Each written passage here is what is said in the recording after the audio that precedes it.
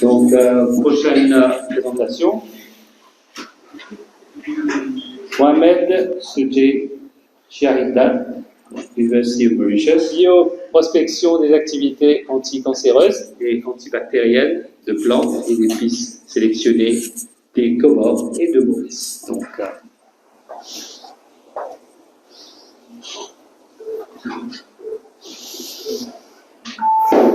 étant enfant, quand j'étais malade, c'était double peine.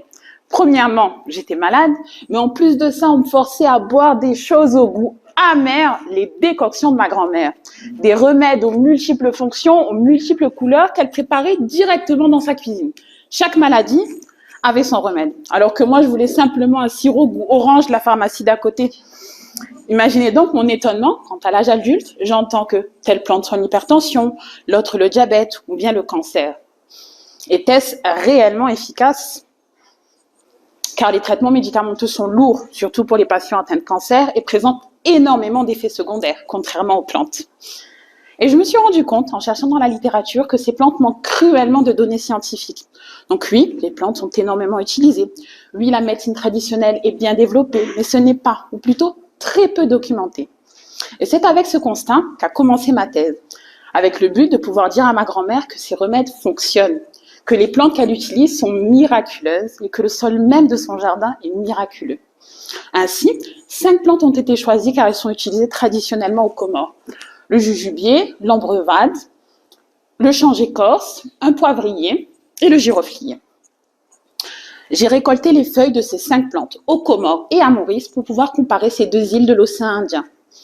J'ai regardé la capacité de ces plantes à produire donc des molécules actives, les remèdes de ces plantes. J'ai ensuite analysé la capacité de ces plantes à réduire le stress oxydatif. Alors, le stress oxydatif, c'est quand dans nos cellules, les déchets deviennent beaucoup trop nombreux et que nos amis les antioxydants n'arrivent plus à les éliminer. Un déséquilibre qui va causer énormément de maladies et le cancer peut être une de ces maladies. Donc, je ne m'arrête pas là, car même si le stress oxydatif est réduit, il faut surtout éliminer les cellules cancéreuses. Donc, une autre étape de mon doctorat est de regarder si ces plantes-là ont la capacité de tuer les cellules cancéreuses. Et aussi, étant donné l'utilisation traditionnelle de ces plantes contre des maladies infectieuses, je vais regarder leur rôle antibactérien. Et vous savez quoi ? La décoction la plus antioxydante avec ces 5 plantes est celle faite avec Aflonia theiformis, le changé corse, une plante extraordinaire que l'on trouve uniquement dans nos îles. On dit qu'elle est endémique.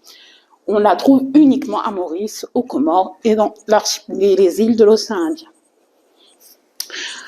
Donc, il est vraiment important aujourd'hui, et surtout dans les pays en voie de développement, d'ajouter de la valeur aux ressources locales et donc de valoriser ce que nous produisons.